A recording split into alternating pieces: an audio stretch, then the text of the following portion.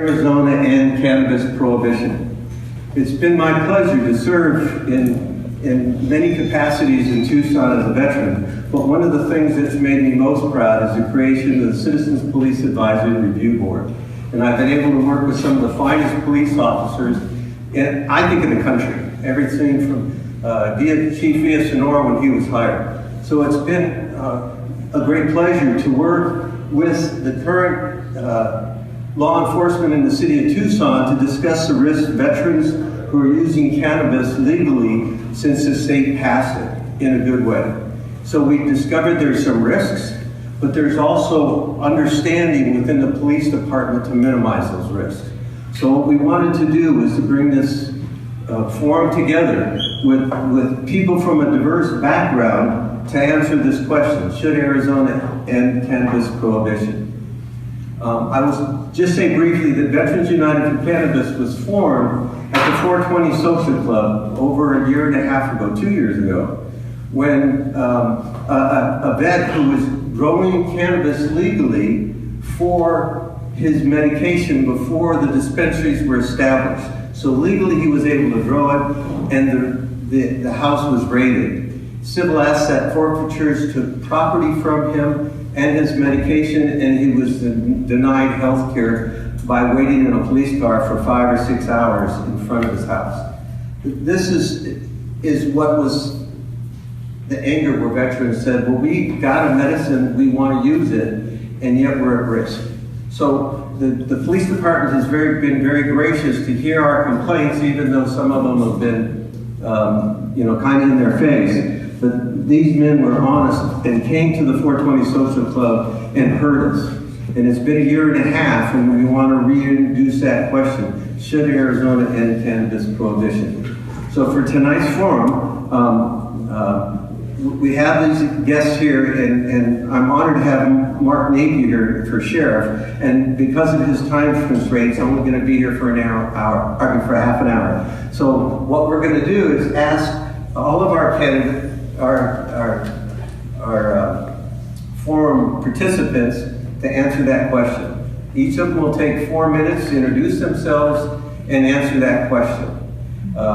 We can finish with the sheriff if we like, and he can take a little bit longer, but then we're going to open up for 3 more questions to each of the panelists.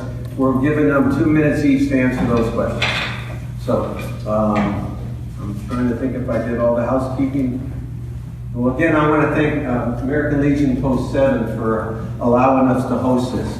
We had to check with rules and regulations, and unlike at the 420 Social Club, we had to reassure we would not fire up a bomb during the service, during the question. But these are all good, honorable people, and I appreciate your time and listening to them. So let's start down at this end. So we're just answering this question first.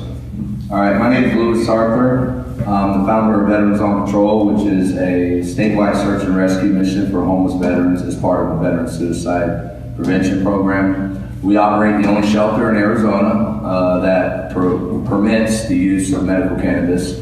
Our families and our church, those in our church ministry, we work with different organizations to sponsor them wherever possible. We provide them a safe place at the shelter where they can medicate. And we've been using cannabis as a gateway drug off of heroin, meth, and cocaine. So in secret, we ran a study for 6 months, and we had Pastor McLean, the Veterans Rescue Mission, who was helping get cards sponsored for individuals. Quietly, we sponsored 78 individuals to get their medical cards, and they either had to give up chronic alcoholism, heroin, or methamphetamines in exchange, and just to try cannabis for 30 days if the doctor felt that was appropriate. Of those 79 individuals, it was 48 that are still successful to this day, that have not gone back to the chronic lifestyle of the more illicit street drugs. And a lot of our veterans that we deal with are taking 18 to 24 prescription pills from pharmaceutical industries. And we've seen them literally take a joint on a table and and there's 20 pill bottles over here, and they've got maybe 1 or 2 pill bottles left that they need, but that single illegal substance right there just eliminated all the side effects and the health hazards of all the poisons, basically, that is permitted to be sold and distributed amongst the people. Should Arizona end cannabis prohibition? Yes. But I also believe that that's not for any government institution to decide for us. I think that's something we decide collectively as people. And our family has done the best we can to start spearheading the way where we say we're just going to protect them and get them legal and do everything we can.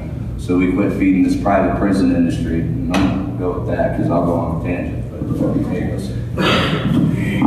My name is Todd Clodfelter, State Representative from Legislative District 10, which is basically East Tucson. I am a Republican, and I sponsored a bill to legalize cannabis this last session, and unfortunately it wasn't heard by the Judiciary Committee Chairman. And I am firm agreement with the fact that I think it is a gateway off of the harmful drugs, where I've had arguments with other people who are opposed to legalizing cannabis, who say it is a gateway drug to the heart of things. And I'm not a user. I don't condone the use of the product because I have no need, and I have other vices. A good cold beer is one of my favorites. But I think it's an opportunity here for Arizona to lead the way again with better legislation. As a representative of the people, I think what we need to do is the people's wish, and that is the legalization of cannabis. And but I think there's some parameters that we need to follow to make sure that it's safe for everyone. There's some testing that should be done if it's going to be sold as a product.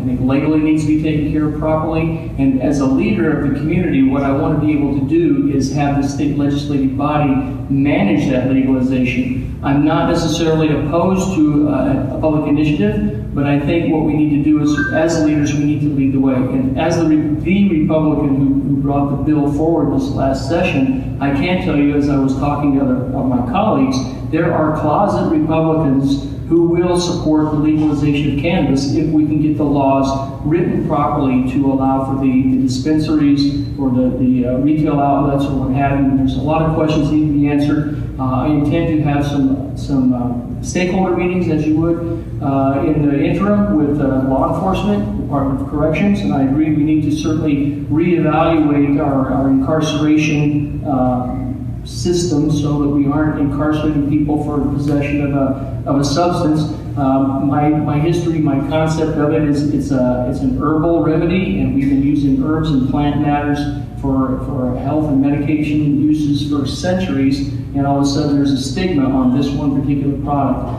From the standpoint of representing the value of the financial opportunities for cannabis, there is a tax dollar that is associated with that. And there's a lot of opportunity to take some advantage of that and then turn those profits or tax revenues into programs that will assist. One of the things I'd like to see us work with, and this is one of the questions, I won't hit on it too hard, but some of that money could be returned to the community, like Camp Bravo, to help with people to find other avenues from alcoholism or the harder drugs and rehabilitation programs. So I'm definitely in favor of the getting rid of probation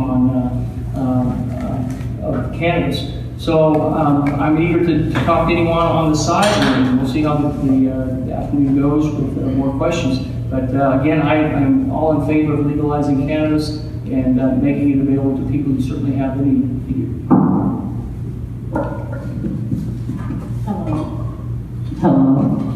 Hi, my name is ZsaZsa Simone. I am a Army veteran. I am the founder of It's Weed Related, and what I do is I provide transportation and resources for medical marijuana patients in Arizona to go to programs that teach them about wellness of cannabis, education, empowerment, and diet, and just different ways that they can use cannabis, because there's such a big stigma that if you use cannabis that you're a stoner or a pothead. And I found several ways to use cannabis, and none of them was smoking it. I use topicals, I use edibles, I bathe with it, I drink different teas. So I found different ways to use cannabis that have opened up my life and my lifestyle to where now, since I've been using cannabis, I am a realtor. I help people find their homes.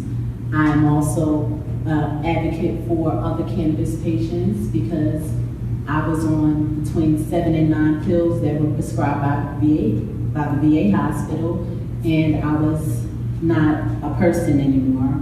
And I've been using cannabis now for 6 years, and I've not taken any pills, and I'm back to be a productive person where now I can help other people who may have been suffering the same way I was. And yes, I believe that cannabis prohibition should end because nobody should go to jail or even be in fear of going to jail because they want to be at peace and they want to have a lifestyle and they want to live and just be people. So my answer is yes.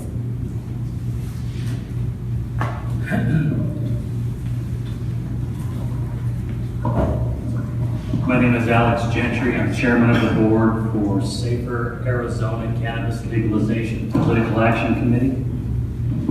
And the question is, should Arizona end cannabis prohibition? And the simple answer is yes. And we're talking about prohibition. So what is prohibited? A plant. How can lawyers sit at a state house, scribble words on paper, and cease nature from occurring? They can't. So what is it that's actually prohibited? The prohibition is on the individual.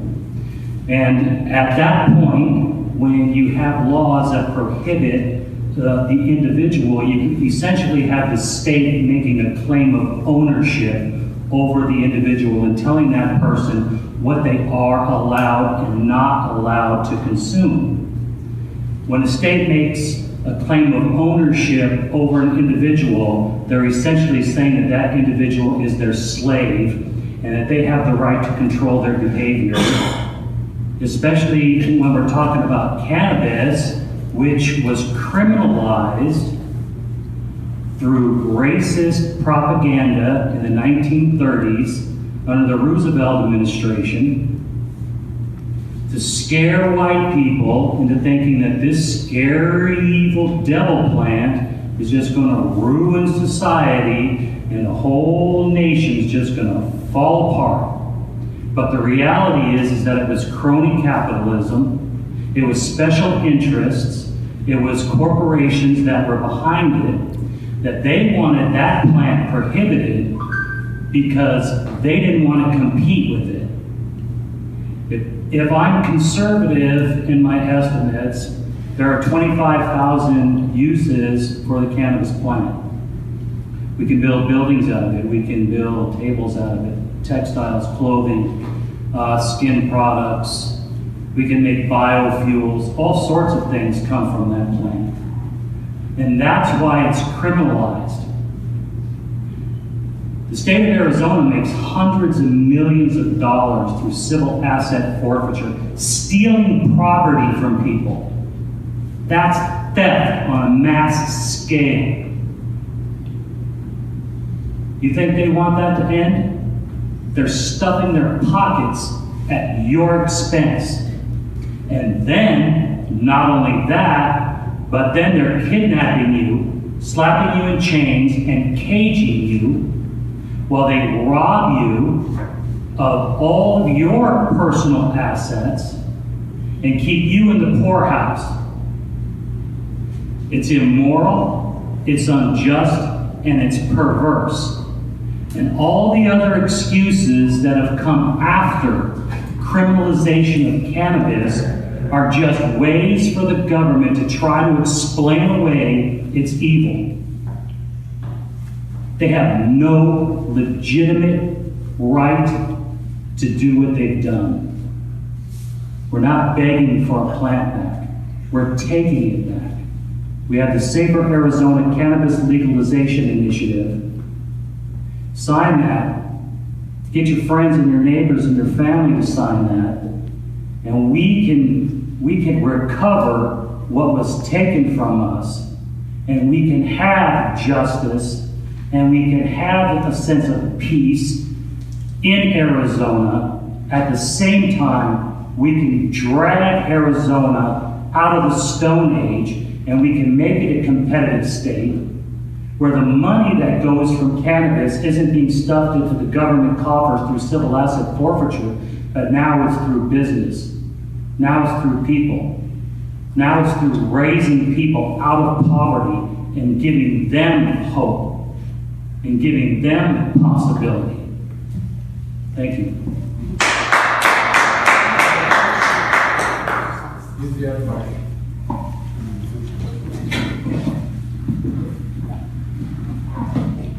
My name is John Levin. I'm the captain of the Tucson Police Department and currently the commander of the Counter Narcotics Alliance. I guess I'm the government that we're all talking about. I have to say that I was born at TMC Hospital here and I've been a police officer for 36 years. I'm proud to be the government. And I'll say this, I know this is going to be counter to what we've heard so far, but I am not for ending the prohibition of cannabis in Arizona for a couple of technical reasons and some very personal ones.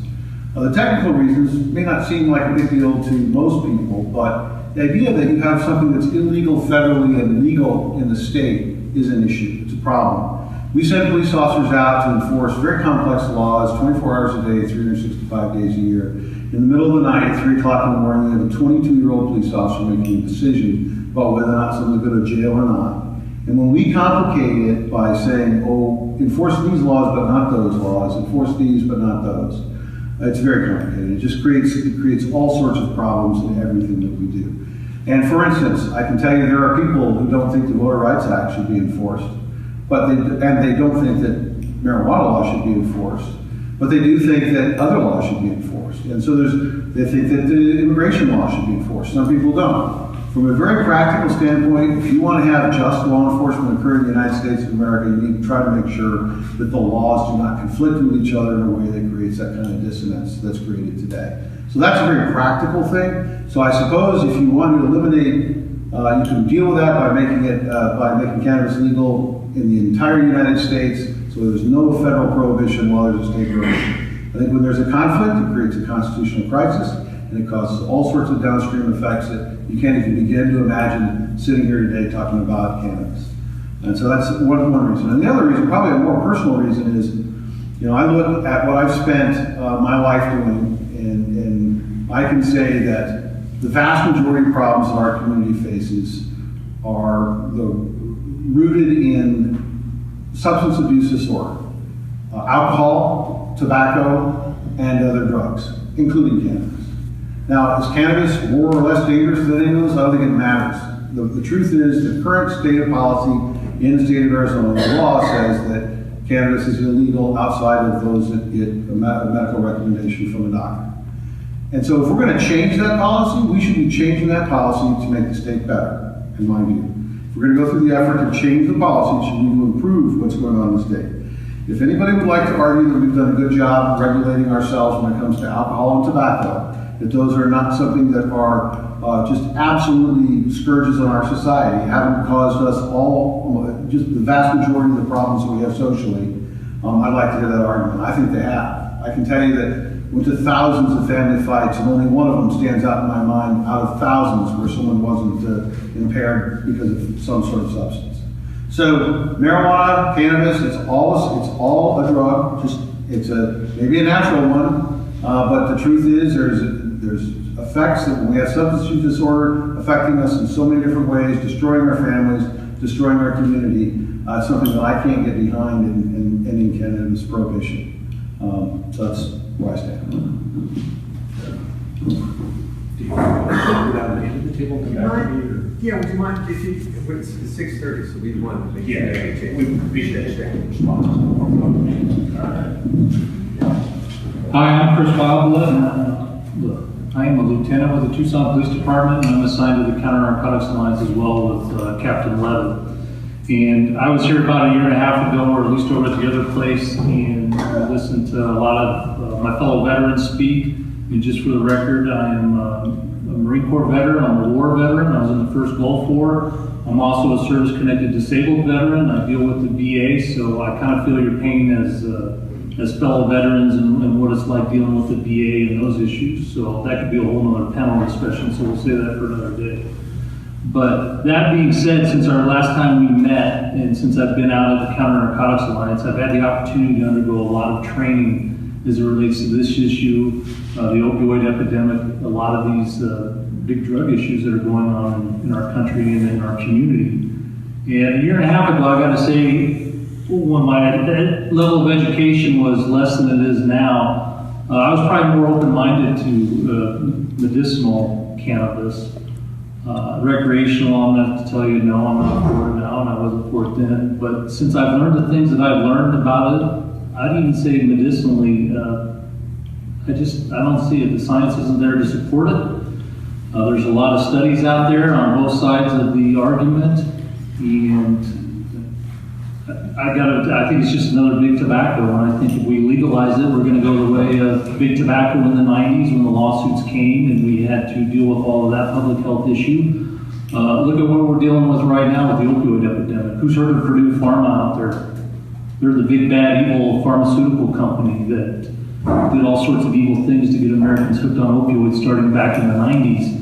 And both of those are over substances that we use as drugs in this community. So we already got the path kind of laid out of where when we try to legalize things or say that we can use them for things that we shouldn't or that they're not addictive. There's two examples in history that are right there in our faces we're dealing with right now and have been for decades.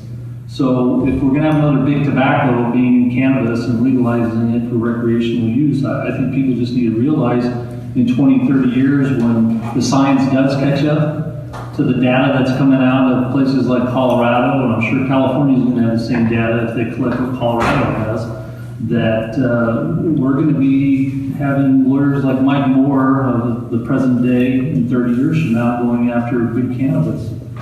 And that's where we're headed. History will repeat itself if we legalize it. And if that's the way we want to go, then so be it. But personally, I think we should repeal medical marijuana, to be honest with you. And that's how I feel. And that's based on what I've learned the last year and a half and what I've seen serving this community for 24 years now. And the science just isn't there. There isn't enough info. So that's how I feel.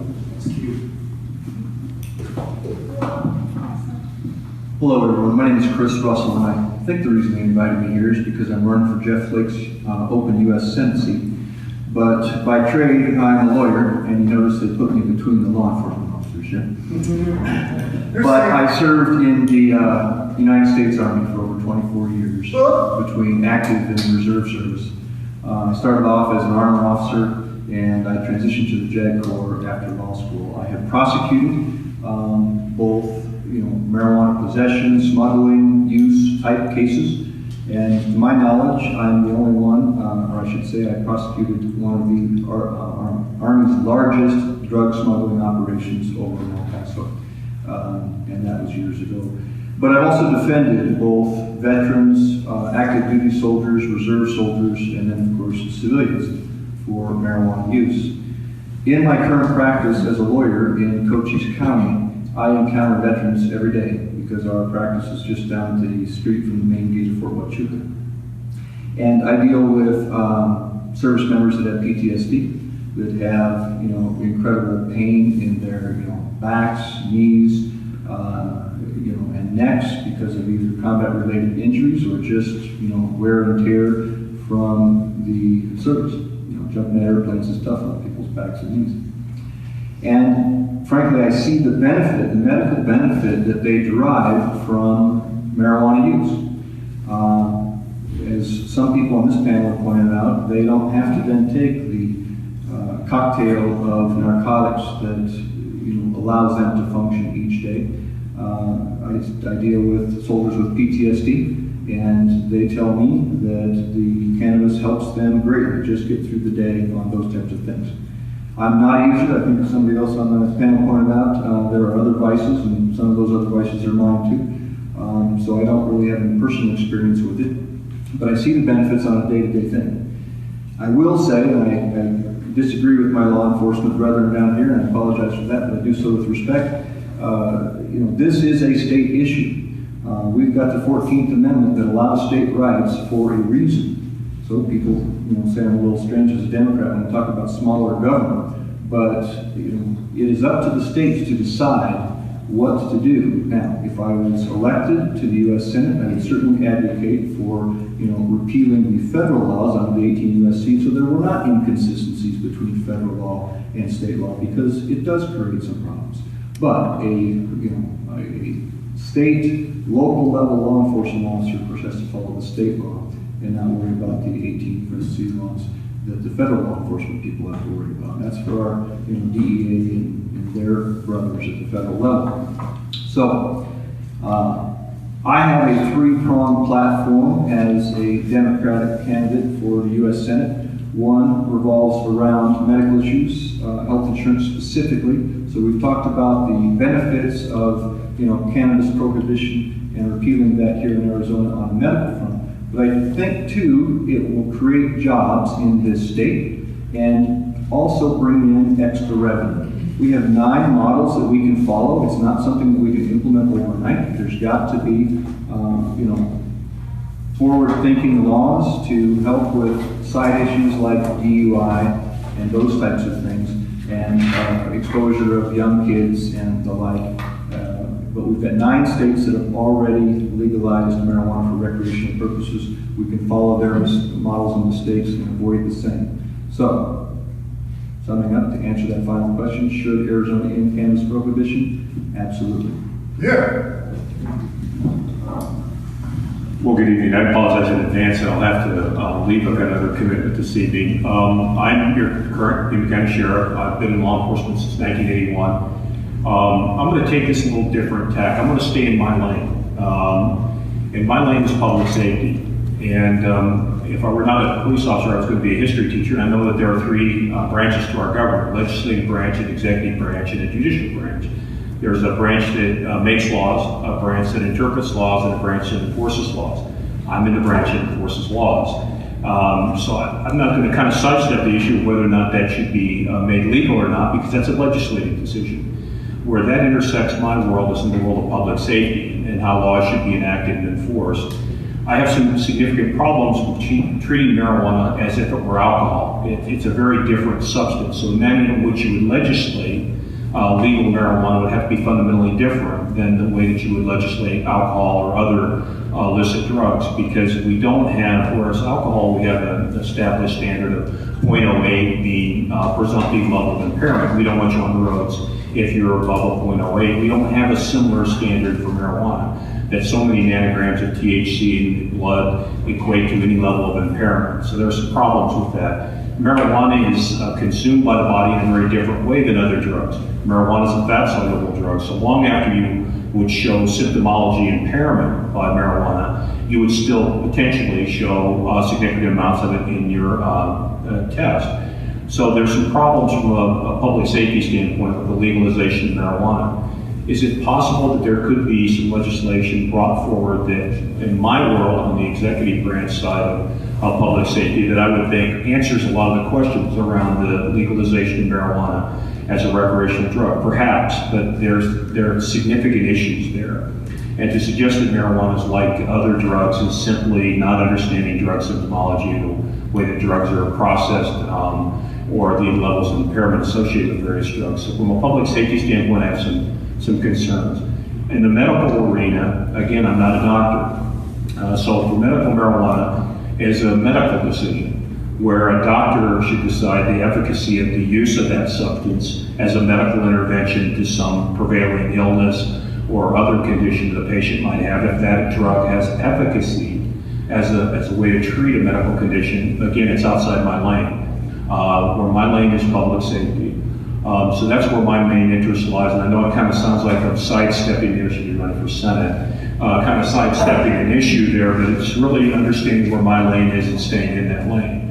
I do have significant concerns with suggesting that marijuana is just a substance and that it's harmless. Impairment by marijuana is a public safety problem. That said, I don't think I've ever been to a family fight where somebody was high. as a way that provoked violence. It's just not part of the symptomology of marijuana impairment. So I would like to see our legislators, like Representative Clodfelter, if they could present to law enforcement legislation that would answer these problems, these questions associated with legalization of marijuana, then we should look at that. But that's a legislative problem. And whether or not this should be legal or illegal is a legislative issue. My lane is public safety, and where legislation intersects public safety is where I should be involved. So I hope that if we make a move toward this, and I've talked to Dave about this in the past, about flawed legislation that has attempted to be brought forward, that I had some concerns with, because it didn't answer all the questions from a public safety standpoint. So I hope that law enforcement is involved as we move forward, if we do in fact move forward toward legalization. And then we use lessons learned from other states that have gone down the legalization path, that we keep it out of the hands of minors like we do tobacco and alcohol, that we don't package it in a way that entices use for recreation. I don't want anybody to be enticed into becoming intoxicated this evening, either on alcohol. I think that's a bad idea, just as it's a bad idea to consume any drug to excess, to where you become a public safety problem. With that being said, I'm proud to serve you as your sheriff. I stay in my lane, responsible to my constituents, even when we may not agree about everything. But I think that perhaps there is a way that we could move forward with this, but I just haven't seen it yet. That's the problem. I just have not seen draft legislation that I felt answer the questions from a public safety practitioner standpoint that I thought we needed to answer to move forward with the repeal of the illegal status of marijuana. So with that, I again apologize for another commitment. Dave's a good friend, has been for a long time, and I appreciate the invitation to speak with you this evening, and wish all of you the very best. I did my basic training at Fort Jackson, South Carolina.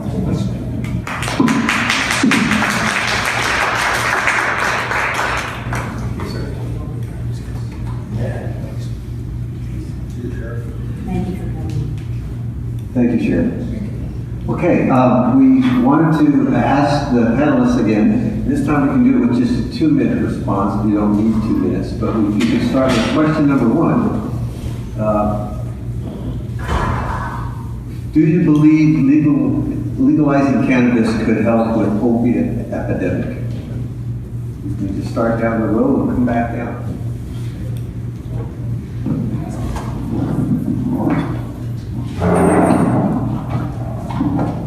I don't believe it could help the opioid epidemic. I know for a fact, because we've been using it and we've run our own tests and studies, and these are real human beings who are living a better lifestyle than they were when they first had it. So do I believe? And I know. And I really don't care if someone else doesn't believe it, because if I know that it's the right thing to do, and I know that it's the safe thing to do, safer than what's available right now, then we're going to do what we need to do to save a life.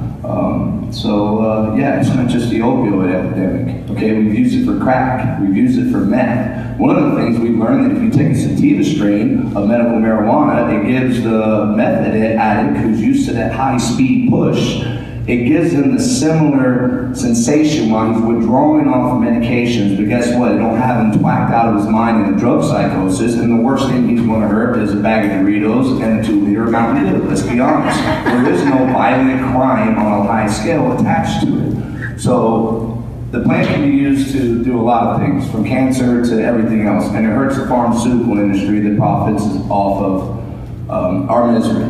It really does.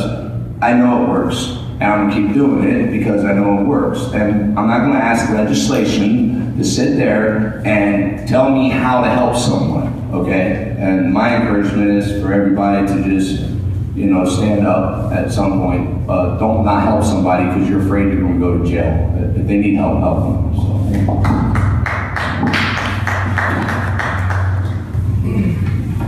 Well, since I am not really a participant in the use of cannabis, I really can't speak for myself, but I have interviewed a lot of people over the last couple of years as we've been talking about introducing legislation to legalize cannabis. And I agree, from what I understand, interviewing people, that the use of cannabis is really a deterrent to using the harder drugs.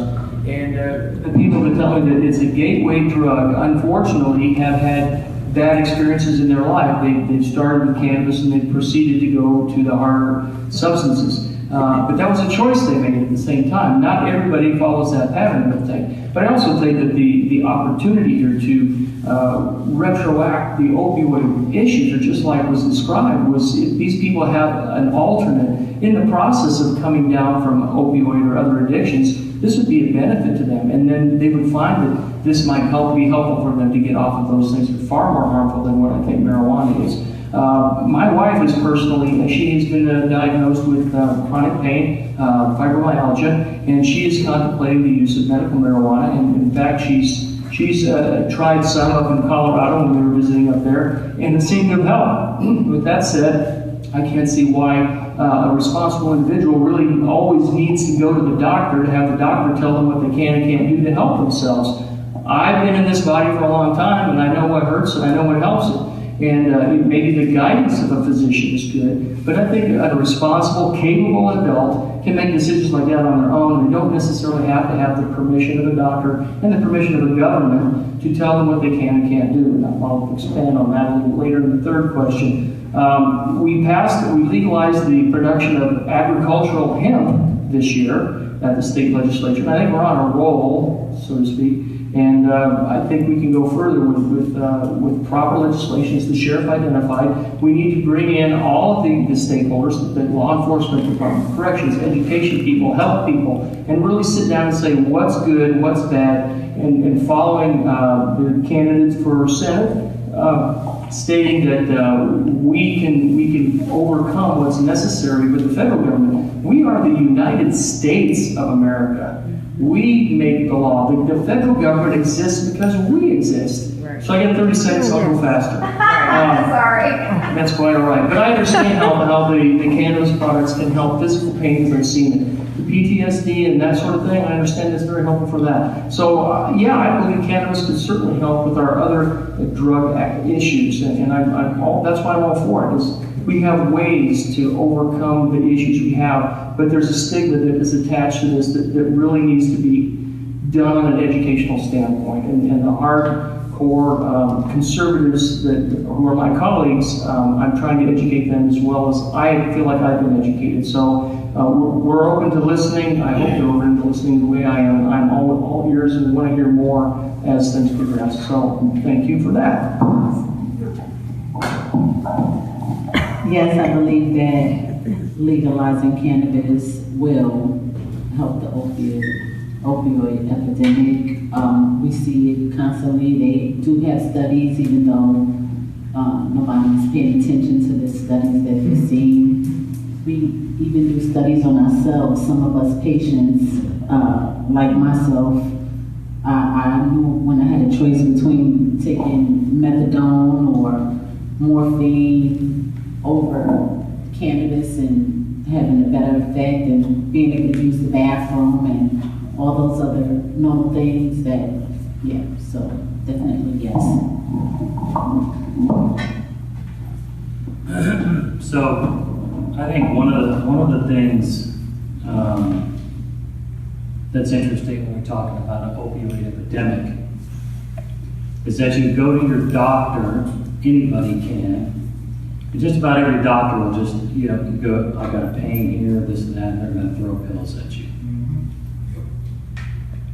That is easy access to narcotics.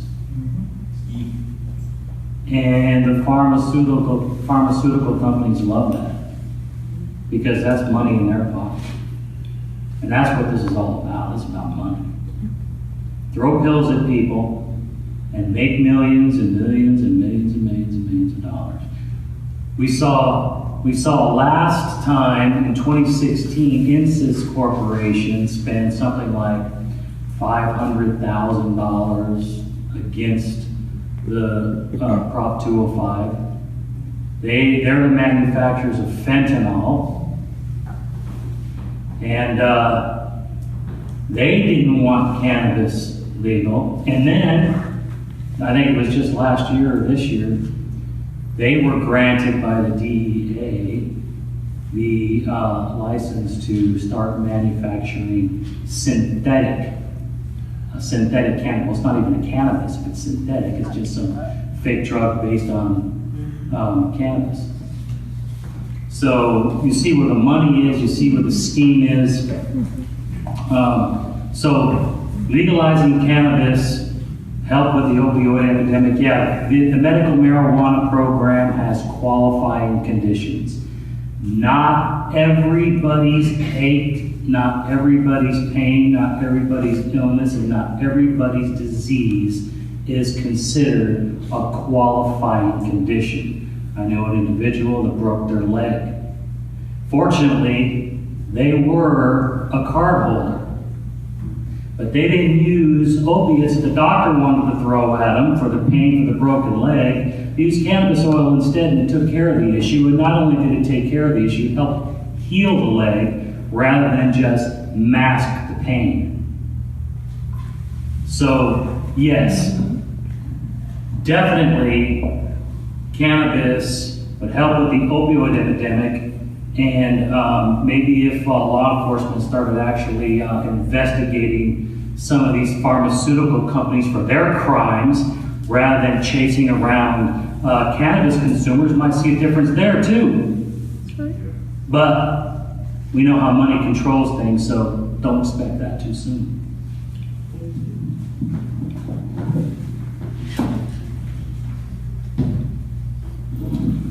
Thank you. So this is an interesting question. Again, I'll look at it a couple of different ways. Cannabis is legal right now in Arizona for treating things that doctors prescribe it for or recommend it for. So that no change in the law would be required. I have some insight into how those appointments with doctors that recommend cannabis work, and I can tell you I've been very surprised if anyone who's ever denied a prescription to cannabis or a recommendation for cannabis by going to one of those doctors, unless maybe the doctor thought they were a police officer. But I can personally assure you that the vast majority of people who go in there get them. I didn't put the scheme together that requires people to put that kind of money out of pocket in order to get a card. I mean, as far as I'm concerned, if we want to treat it as medicine, I don't know why we charge for a card. I'm not advocating that we do that. That's just the scheme that we have today. But it is legal right now. You can go to a doctor right now, you can get a recommendation, and you can go get cannabis, and you can use it instead of opioids for whatever your underlying pain is, if you'd like to. Now let me take a different look at it. So it wouldn't require a change. It wouldn't require ending the prohibition in order to be able to do that. Another look at it. So, you know, California, Colorado, Washington, all these other states now have legalized cannabis, right? We knew when that happened that the amount of marijuana coming across the border was going to decrease. It was going to decrease smuggling of marijuana into the United States. Did everyone agree that that's what we knew would happen, right? And it did happen. It has happened. Tremendous reduction in the amount of marijuana coming across the Mexican border into Arizona. And all those guys who were smuggling did not become doctors, lawyers, architects, and engineers. What did they do? We've tripled the seizure for heroin. We've tripled the seizure for methamphetamine. We've tripled, just in our narcotics unit alone, it's true all over the state, we've tripled cocaine. It's cheaper now to get cocaine, heroin, methamphetamine than it is to buy Mexican beer. And that's the truth. And the increased supply is coming through the very same supply chains that marijuana came from. So all I can say is, do I think legalizing cannabis helps the opioid epidemic? I think Arizona suffered from it because of what's happened to the import of the other hard drugs that come through the border in marijuana's place. These guys are smugglers. They really don't care what they're smuggling. And so they are smuggling other drugs now in greater quantities for sure. I don't disagree with the work that's being done in Santa Maria Park with the gentleman in the end. I think that what he's saying that he's doing may have some real validity. I know he believes it, and it may be true, but it can be done under the current system without changing the law. I would advocate getting free cards for them because that's your expense, and I don't understand why we're charging people for those if we believe it's medicine. So that's what I have to say.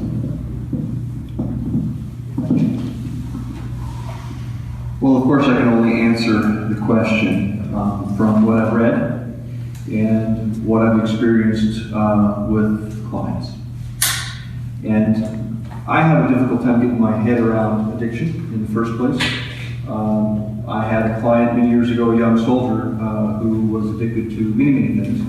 And he told me after we got him out of the Army and into an inpatient treatment facility in Atlanta for a year, after he cleaned up, he called me and he said, hey sir, I wanted to thank you for helping me get on that path, but what became painfully obvious to me while I was in rehab is that there's an us and there's a them.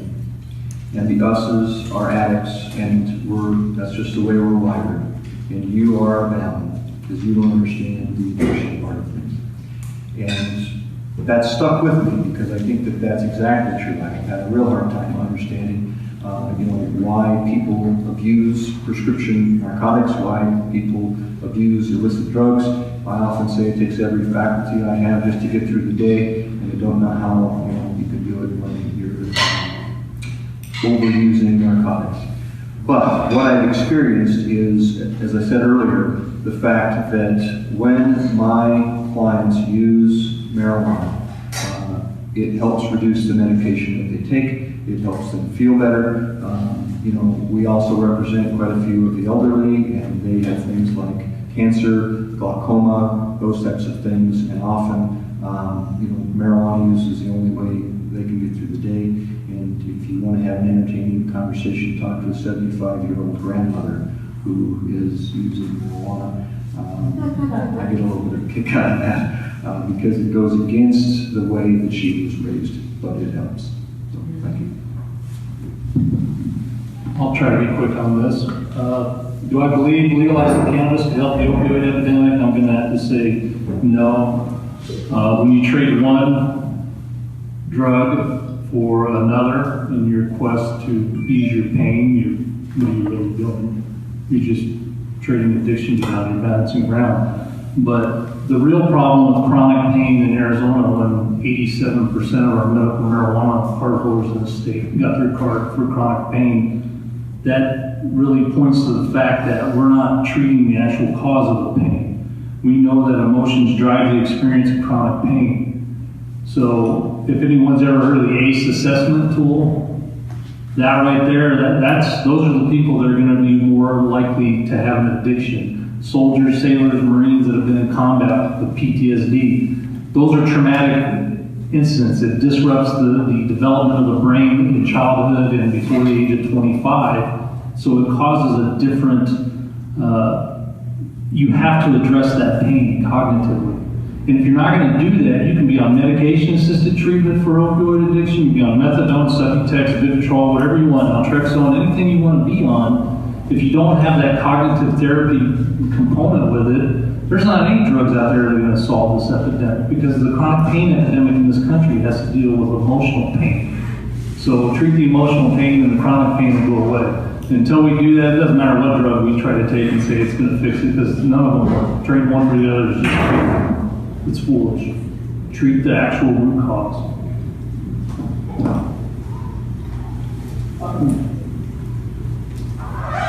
We have about 30 minutes left, and I wanted to make sure that the audience and the audiences online that have asked questions would have a chance to ask their question. So if anyone would like to address a question, you can come to the mic and address it to one of the candidates.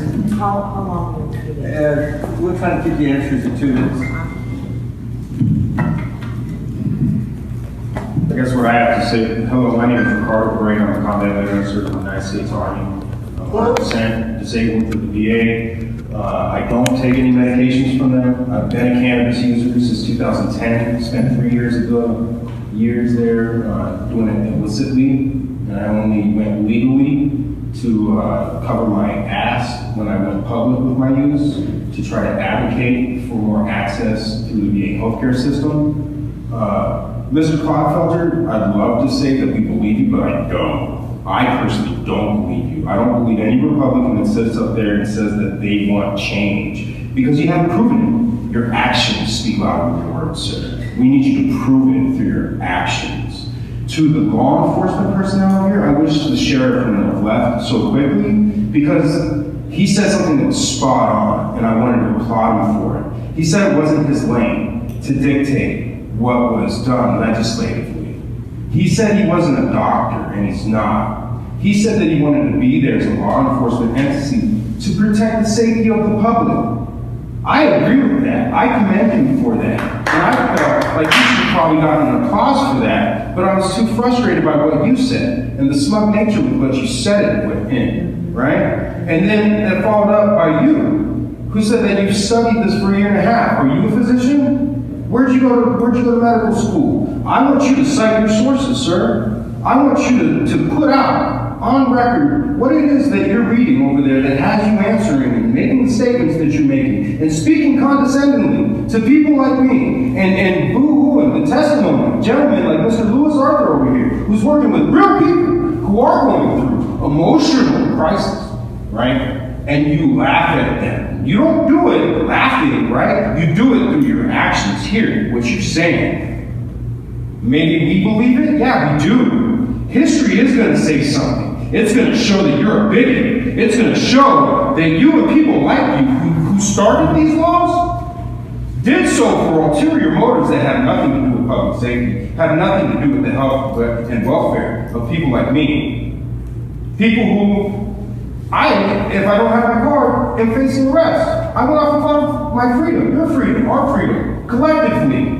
I can't even go and have a discussion with my physician and get a recommendation for an herbal medicine that I require to live a productive life. Yet, you guys talk over here like you know something about something, and your job is public safety. Stop acting like you're a doctor, okay, I got it, and all that other jazz because you're not. Stay in your lane, right? Let our legislator address the issue. Let our lawyer work out the constitutional issue between the state and the feds. Right? Put your concerns over in the form of concerns. Don't try to get in the middle of these election cycles. Don't try to get in the middle of anything else that has to do with the people. Put your concerns out there and let the medical doctors decide what the intoxication level is for various individuals. Because I tell you right now, as a combat driver, I can drive better than most of the people in here. And when I'm on cannabis, even better. You don't want to see me sober when I'm not, especially with the yahoos driving around this town. So I apologize it took up too much time. I didn't really have a question. But I encourage all y'all to go around. Do some actual research. You should be ashamed of yourself. That's all I got. I don't even want to stay here for the rest of the shit. Excuse me. Thank you, Ricardo. Thank you, Ricardo. Pedro. I'm part of Veterans End Cannabis, also part of 420 Social Club, been part of it for 5 years. I'm one of the senior members of Veterans End Cannabis.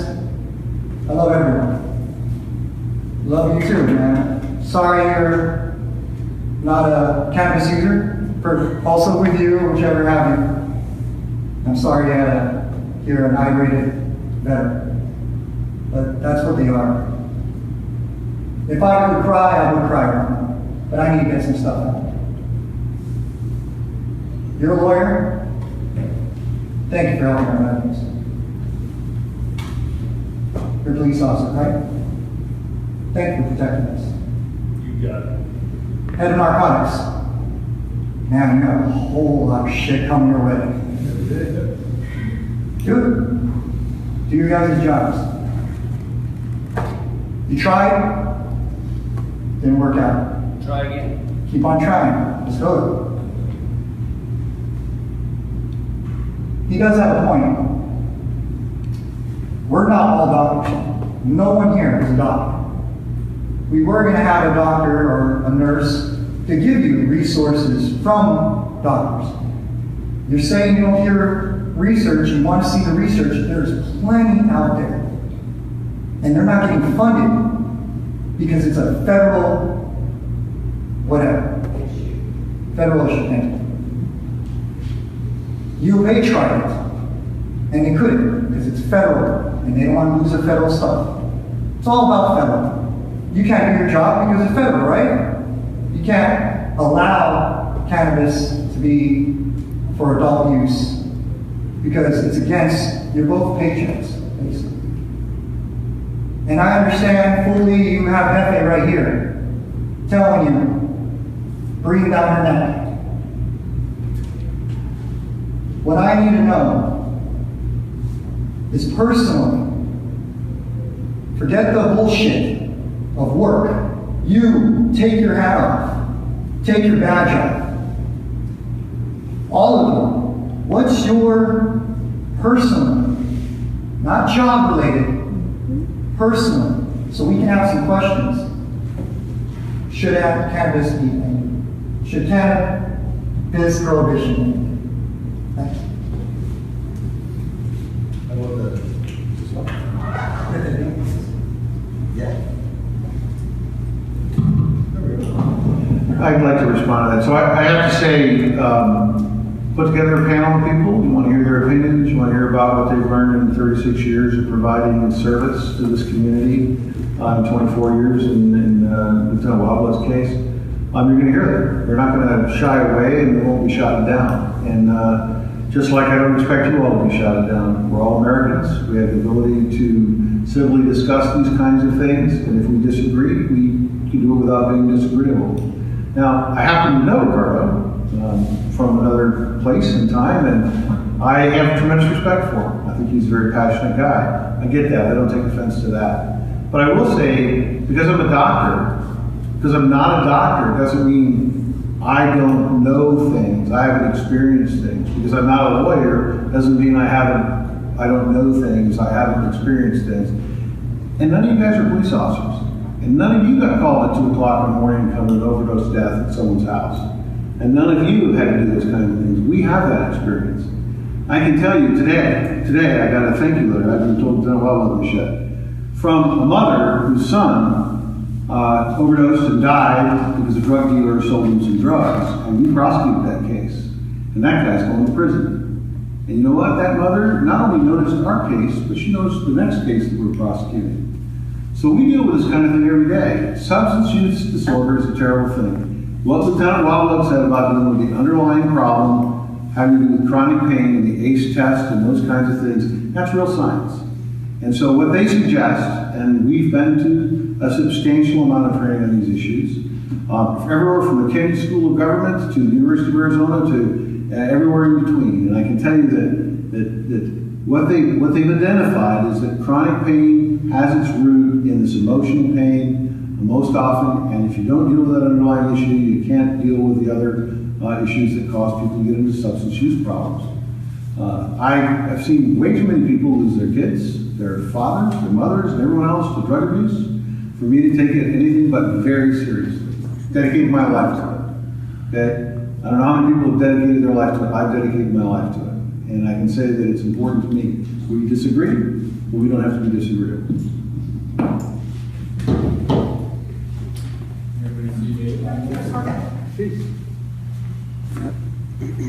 Thanks to the age of so much information out there, it took me about 2 seconds to find NPR, 2 studies that show opioid use has lowered in states that have eased marijuana laws. And I would also like to ask you, how many homes have you been to where someone OD'd on cannabis? That's my question. None, but I've been to fatal traffic collisions where people have been high from using cannabis and run over an entire family who went to U of A law school, killed a little kid and his mom, and seriously injured the dad. So there are other negative things that happen from using cannabis. It's not, you don't do it in a terrarium, you do it in the community.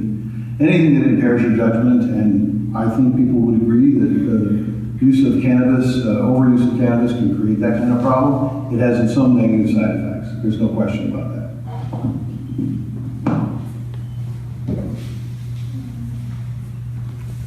My name is Lynn Brown-Housel, and I'm a Tucson native. And Captain Levitt, I would most likely, if we were to look at the drug talks from the person that ran over the cannabis in them, I would put money on them that there were other drugs or alcohol in their body as well. Am I correct or incorrect on that? So before we do an investigation to see whether or not cannabis is involved, we exclude alcohol, because if we can arrest someone for a BAC of 0.08 or greater, we don't put the resources into the drug testing. I have to go back and look at that case, but I know Colorado has experienced cases where people only under the influence of cannabis have been in traffic collisions that resulted in death. You can't deny that. That's absolutely going to be true whenever you have a drug like that that's available. I just wondered on that particular case you were talking about. But if you Okay, I am a Tucson native, and at the age of 14, I had my first non-cancerous tumor removed from my right arm at TMC. I was born there also. Where the police area is now, used to be OBGYN back when we were born in the 50s. So that was the area, Hopi. About the age of 14, I had this tumor removed. By the age of 20, I had found out that it's a rare disease called Jerkins. Hundreds of thousands of people have been diagnosed. 44 other diseases perpetuate the same type of dynamics with lymphatic failure that aren't cancer. But when you have cancer, you get similar dynamics. 40 some odd years ago, I'm 66 now, the number one drug of choice, according to Rare Disease, was your number one problem in Tucson, which is fentanyl. The number 2 drug of choice was cannabis. Using cannabis oil, Rick Simpson oil products, that type of a concentrated product, allows restructure of the tumors. It allows my body to be worked on with the cancer center and other treatments that need to be done multiple times throughout the day, aside from usually I wear a chip vest like a police vest, but I have it off tonight, and full legs to arm coverage to keep the fluids moving that feed these tumors. Okay, environmentally they're fed, GMOs feed them, God knows what feeds them, but lots of things in our world do. And without cannabis, we weren't able to get on top of the disease, and we dropped 90 pounds and keep it off in these 3 years, work out 5 to 7 times a week, function, do my volunteer work, and everything I do. And I wasn't functioning on all the pharmas they were giving me, and the pain was still there because of the neurological effects. So though some may feel that there is no reason or no valid, for cannabis, unfortunately our doctors aren't allowed to recommend it because Banner receives federal money. I knew about the drug and was being treated prior to going to my specialist. She's grateful and thankful for that, or we could not have made this progress. So Lieutenant, just here's an example, 100 pounds less and able to function on a daily basis at 66 years old, climb stairs, do mountains, take buses, and everything I need to do that could not be done prior to using cannabis oil. Please look further in your research. Thank you. Thank you all for your time tonight. Anything online questions? I have not any. Can I say something? Hi, I'm Sheila. I was just curious to Mr. Clodfelter and Mr. Russell. As legislators, I know one of you is at the state level, one will hopefully be at the federal level. Could both of you say what you are hoping to be able to do to possibly educate others about this and maybe help make it legal if our initiative is not able to be on ballot? Thank you. First, Senator. Sure. Well, I think the simplest answer to that question is to educate as many people as possible. I found, over 20-some years of being in the legal field, that the best way to do that is through, actual experiences and story. And I would have to do that. Although I must say, I don't think there are some in the current administration that any amount of education is going to change their view. And so it's frankly going to take a change of administration before we have any traction or success at getting things, changed at the federal level.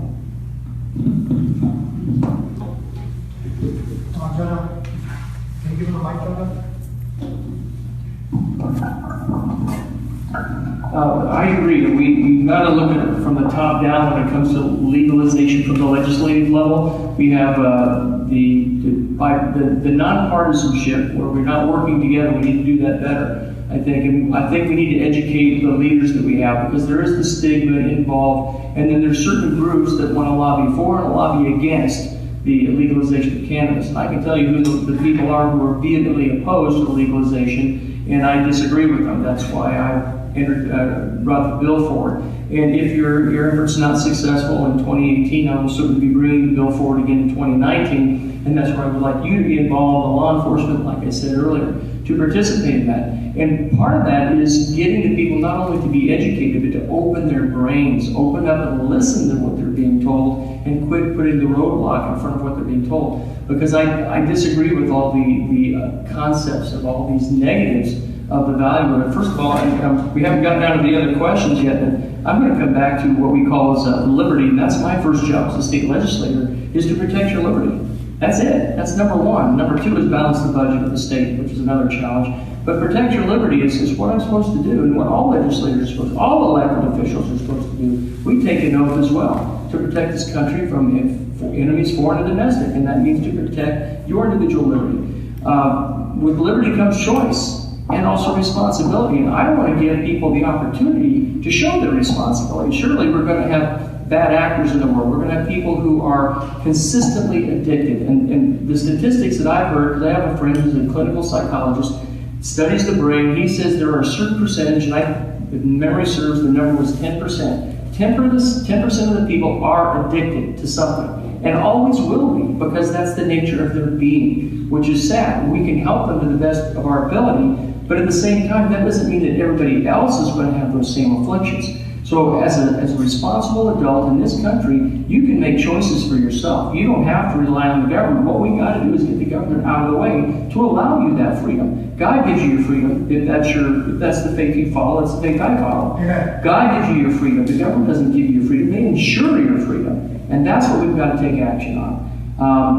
I guess that's all I can go into. I have the rest of the questions, because I'll just end up overriding all the other questions. But it can be done, it will be done. If it's not done in 2018, it will be done in 2020. But I would really rather have all the parties involved that will have effect or be affected by the legalization, so that we have a good, solid legal process where there's evaluation. We have the committee meetings with testimony, and the off meetings too, where we can sit down and iron out the details. We do have other states that have legalized it. Surely they've had issues. That, Colorado being the first, they've had issues with the way they process things. We can do better because we've seen from their mistakes. You always learn from other people's mistakes, but we build on their successes and we overcome their mistakes, and we can do better. So that's my position on that. We've got to have legislators who will work together and understand that the values across the board, whether it's health values, mental health values, economic values, it can be done, and that's what needs to happen. So I wanted to let you know we've got about another 15 minutes, and if there's no more questions from the audience, there is. Okay. Yeah, I have a question for law enforcement. The question is, do you think the war on cannabis, do you think the drug war is working? And how do you think it's working? And who is it working for? Thank you. The drug war. I'd have to say it's a constant battle. In a lot of areas, I think we're making ground. In some areas, we've got a lot of work to do. I don't think there's one easy answer. I think there's always going to be people looking to take other people's place, because this is all driven by money and greed on the side of the people that are dealing this. It's no different with big tobacco, big cannabis, big pharma, whatever you want to call it. It's about money, and until we can take the money out of all this, there's always going to be a war, so to speak, on it. Like I said, we've had a lot of successes in it. I think in the last year, the Counter Narcotics Alliance, our community outreach and our ability to come out and talk with an informed tongue, so to speak, to groups such as this one and other ones around the state. I think we can hold our own, and I think we've done a good job for this community talking to people about these issues and informing them, and especially the opioid epidemic. And now, cannabis issues are going to come up. We know you're going to get on the ballot again. And there's two sides to every story. The young man that called me a bigot earlier, obviously I struck a nerve with him. I was just here to lay out what I know and share. But if he wants to call me a bigot, I got thick skin, it's not true. But the problem is everything I talked about, I've heard time and time again from some of the best people in the country on addiction medicine and some of the best scientists out there. And as far as some of the other things, you quoted an NPR found a study. Well, there's another study that in the American Journal of Psychiatry that just came out in September that says that there's proof that cannabis or marijuana use actually increases opioid use in those states for non-medical purposes. So you can find a study that says your point of view, and I can find another one of yours. We can go back and forth all day. I could have gone back and forth with them all day on that. That's because most of it's junk science. I'm sorry, but if you want to go next, you're more than welcome to, okay? So I could do that. As far as cancer, I'm glad you found something that's helped you improve the quality of your life. But the thing is, in cancer, anecdotally, I have a very good source that works for one of the largest cancer treatment practices in the state of Arizona. And I asked her, I said, do your doctors, do any of them recommend cannabis? She's like, no, none of them do. These are PhDs, MDs, oncologists, hematologists. One of them is a PhD that practices down in Green Valley. And I asked him, do you prescribe cannabis to any of your cancer patients? And he said, no, absolutely not. And the reason being is it's not effective and it interferes with the other drugs that are effective in treating cannabis. So it worked in your case, hey, that's great. I'm glad you have a good quality of life. But it doesn't do that for everyone, and the science doesn't support it.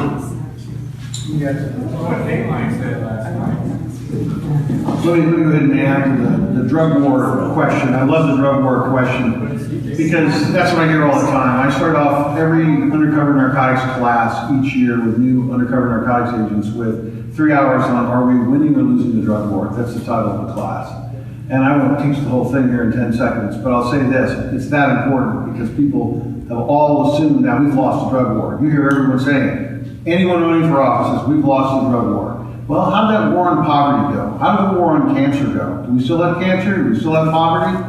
We've made an impact, right? Well, guess what? I graduated from high school, I know I look a lot younger, in 1978. 1978 had the highest level of marijuana use amongst high school students in the history of this country.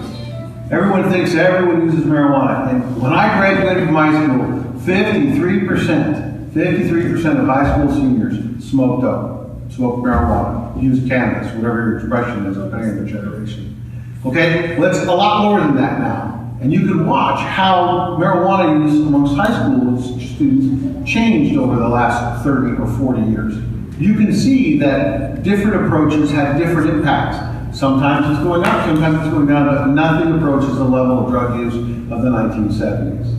And so, have we lost the drug war? Have we lost the war on cancer? I know it's a really nice soundbite to throw out there, but I gotta tell you, a very good friend of mine said once, well, maybe we are losing the war, but if we hadn't had our foot to the floor trying to stop substance use disorder from taking everyone's life in this country, we wouldn't have had just a drug war, we'd have had a Holocaust.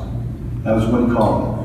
And he's in a position to do that. His parents were survivors of the Holocaust. So his point was, what has happened in this country is not a good thing when it comes to drug use and abuse. And we're putting an awful lot of effort into trying to help people. We're not the enemy. The government is not the enemy. The government's people, just like everybody in this room. You know, and so just remember, we're doing our part. And it's hard sometimes, especially when, you know, not everybody sees it that way. Well, we're just about out of time. I know you have one more question you would like to ask. But if you would, can stay long enough for each of you give a closing 2 minutes on your thoughts on tonight and what you would like to do to go forward. David, don't forget about... Hi, my name is Sandy Russell, and I'm Chris Russell's wife. I'm a lawyer, and I'm also a scientist. I was a scientist for 10 years before I became a lawyer, and I would like to ask Lieutenant Christian, I can't see your last name, Fileblood, what specific literature or scientific research you're relying upon that says that cannabis does not provide pain relief to patients in pain. I don't believe that's what I stated. You said the science doesn't support cannabis as as providing pain relief. You said the science isn't there to support any of this. We need more studies. If you're going to say that there's medicinal uses for these things, we got to have the science to back it up. We're putting the cart before the horse when we legalize this. Okay. And then once you do, you open up Pandora's box of all sorts of... Well, sir, I just want to tell you you're wrong. There is plenty of science out there that supports that cannabis provides pain relief. Clearly, you haven't educated yourself on it. Well, actually, I have educated. I'm speaking now. Okay, go Okay? ahead. And I would also ask, it seems to me that you are relying upon what others have told you, and you're relying upon junk science. And I would like to ask you if you do you have an understanding of what the scientific method is? On the pain receptor? On performing any type of study or a hypothesis. Are you aware of what the scientific method is? Well, you have to throw your thesis out there, and then if that's it, you're going to want to prove it or disprove it. The problem is there's not enough of that type of study out there to support what you are saying as far as on the medicinal sense. Actually, true science has a hypothesis and does everything they can to disprove it. And only when you cannot disprove something does it become real science. And when you're doing a scientific study, you must control all the variables, and you need to do them blinded, and you need to make sure you take precautions to avoid confirmation bias. There are lots of things involved in science, and a lot of the studies that are out there are not real science, they're junk science. So you have to be careful what you're reading. Now, I'd also like to ask you, and any of these doctors that you spoke with that said they don't prescribe cannabis to their patients, did you ask them if they're getting kickbacks from any of the pharmaceutical companies for prescribing narcotic pain medicine? I can tell you unequivocally, no, they are not. No, did you ask them?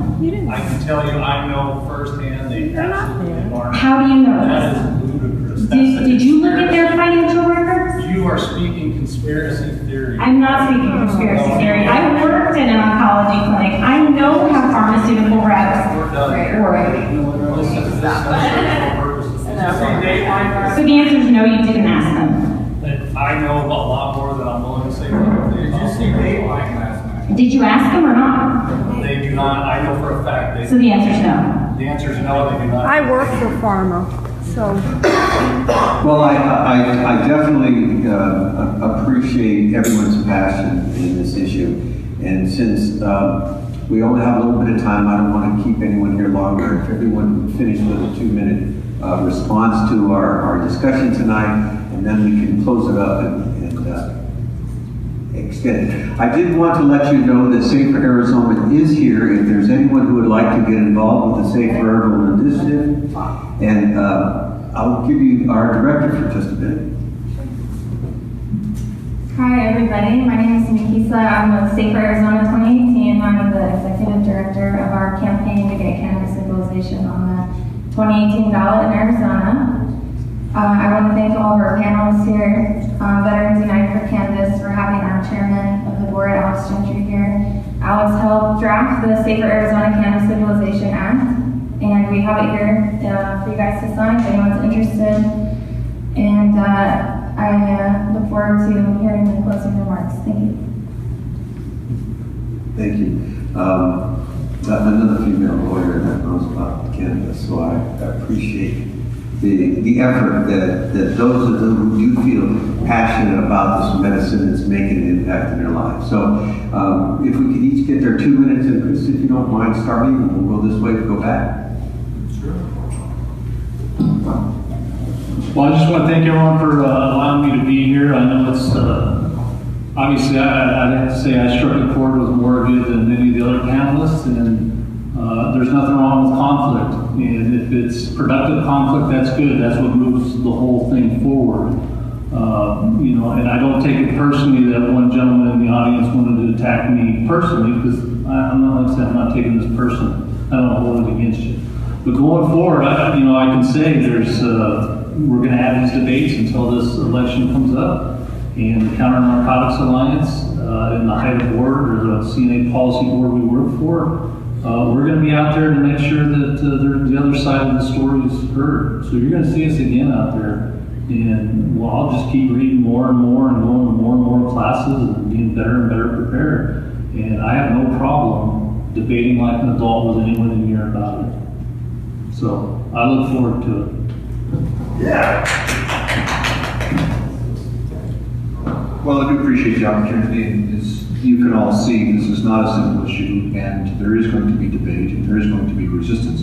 But I don't think the initiative is going to go away, and frankly, until it gets passed, I think there's more benefit from it.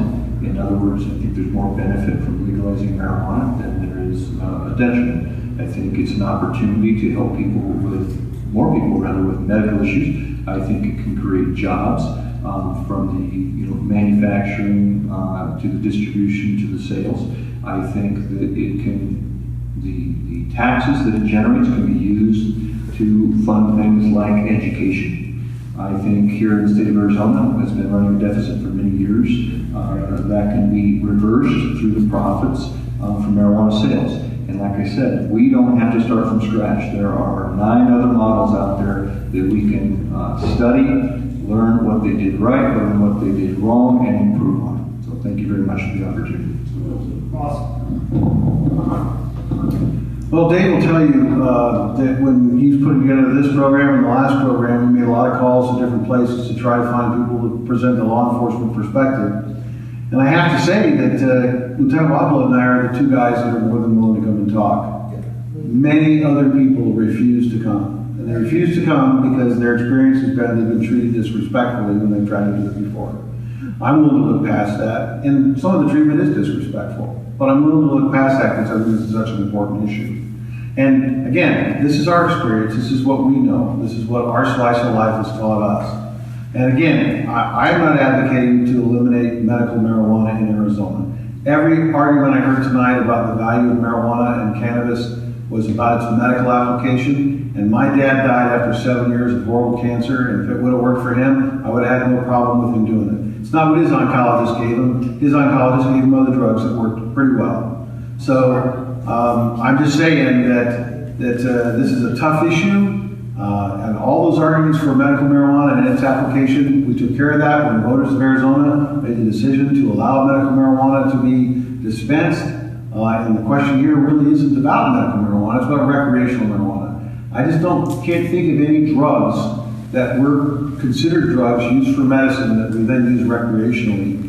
I suppose alcohol might have been considered to have been a drug at some point, but to me, it sort of flies in the face of what we're trying to do. I'll be out there at every opportunity to speak, and there are a lot of people in the room here, maybe some online that are watching. I don't know if I ever get to anyone, but I think it's important that you hear at least what my experience has taught me.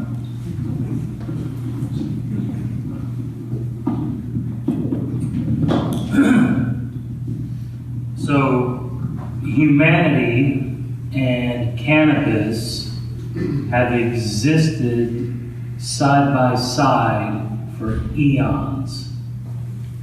And it wasn't until 1937 that cannabis was made criminal. I don't need a scientific study to tell me I have the right to be free. I have the right to be free simply because I exist. No one has the right to make a claim of ownership over me or anyone else. I don't need a study. I don't need science. All I need is my own decision making. And if I decide I want to use cannabis, that's my choice. And guess what? It's not your business. It's my business. You don't have the right to insert yourself into my decision-making process. If something happens as a result of that, if there's property damage, if there's harm, that's when someone else can step in. But until that point, no, you don't have the right. In fact, when you do insert yourself, you are the criminal. So all of this nonsense about saving lives, nobility, and we're going to make you safe from yourself and all that is a deception.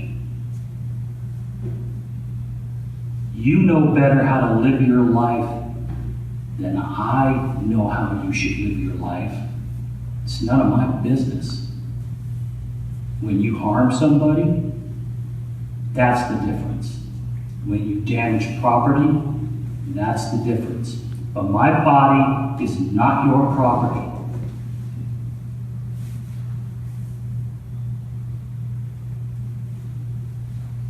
So,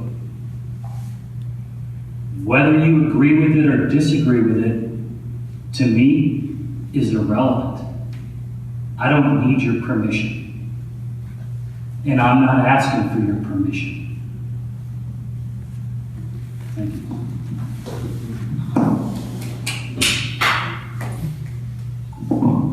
I would just like to say with the amounts of deaths that are being reported from synthetic cannabis and synthetic or fake weed, and we are being prosecuted for something that's coming out of the ground, I just feel that it needs to stop. It needs to stop now. I think that instead of us sitting back and allowing the U.S. government, by the way of the VA, to turn us into drug addicts or zombies from all of the pills that they pound on top of us, and if we could still have some type of life and that comes from just having some cannabis, then I think that we should all be able to just do that. And we shouldn't be forced to have to use strong or hard drugs because we're afraid of the way that we medicate is going to affect how other people feel about us.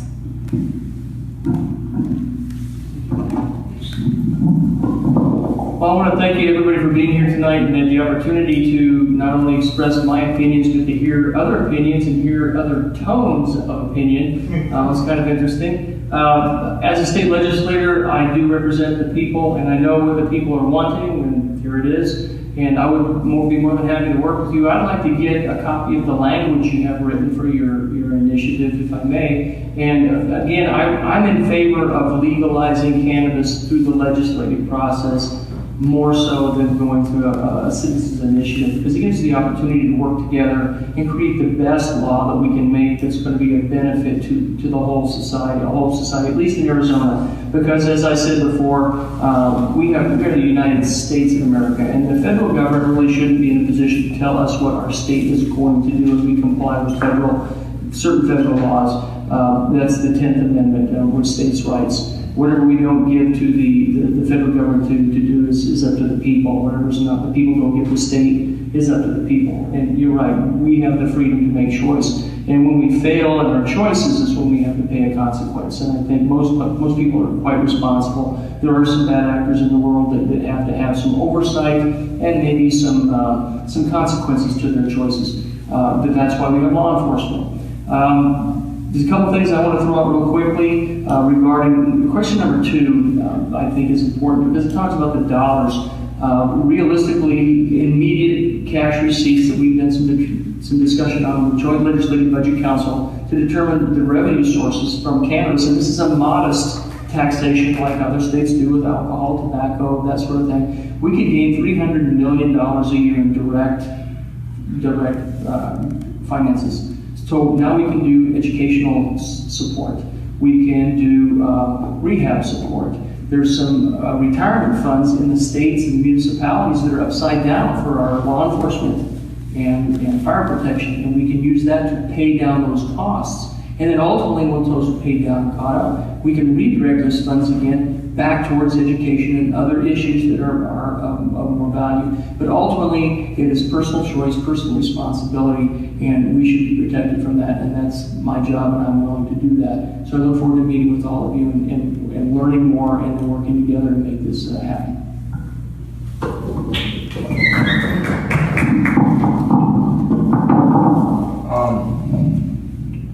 Wow, I'm just going to say this. The most frustrating part here is, you know, it's not the fact that you have all these different opinions. It's the fact that everybody assumes that their opinion gives them the right over what I'm going to choose for myself. There are a couple of things that are hit on the head. I agree 100% with what this man says, but I'm just going to say it like this. It's in the Bible. God created us with free will. And if we use that will to hurt another person, there's going to be consequences. But I don't see how someone lighting up a joint or putting oil on their arm or eating a brownie is hurting anyone. And if they are hurting themselves, guess what? God gave you the free will to hurt yourself. Now, I run a veteran suicide prevention program. My job is to prevent them from hurting themselves, but I understand at the end of the day, I am not liable when they make that decision. And, you know, the frustrating part is, as far as Tucson Police Department and their narcotics and everything, I would love to see it legalized just so they could actually focus on the heroin, the cocaine. They could focus on the spice that's starting to hit our parks again. You know, and I wouldn't have to go to court every month and spend around 30 hours in court advocating for some homeless individual who got caught with marijuana. You know, and they're scared to go to court because they don't want to go to jail. They think it's like a horrible thing now. The education needs to start within ourselves. I don't think we're going to get anywhere if we're trying to convince the guy next to us what we believe. I'm grateful for the Tucson Police Department coming out here. They got a tough job. You know, at the end of the day, they got a tough job, but they have been tremendous support of our camp. They have brought us 19 homeless veterans within the past 2.5 years instead of having them arrested on public intoxication or petty theft. If it was a situation they could deal with quietly, they brought them to our camp and they dropped them off. So I've seen where the Tucson Police Department has decided to make good decisions based on the individual and the circumstances at that point. And what we're doing is we're trying to legislate something to put everybody into a mold when you don't have that right. My God made me my way, He made you your way. I'm not changing you, you're not changing me. At the end of the day, I just want our people to stop going into these prisons. We're filling up prisons with nonviolent offenders, you know, and there's so much suffering going on right now, and I've seen cannabis help us crack a huge crack in the opioid epidemic that we have. And if you're going to pick the lesser of three evils, crack, cocaine, or marijuana, according to most people, I'll just say that marijuana is the lesser of two evils, and it's a gateway off of hard stuff. So I appreciate everybody for coming out. I appreciate all your opinions, and I appreciate Ricardo. I wish he would have held his cool a little bit. But at the end of the day, there's no one up here that's a bad guy. If they walk away with the understanding that every one of us has free will, and that God loves us all, and He put a plant on this planet for a reason, and I think it should be embraced at this point, and let's see its potential, unleash it. And the only way to do that is to get government out of the way and put God in the forefront, and He'll protect you like He's been protecting us for almost 3 years. All right?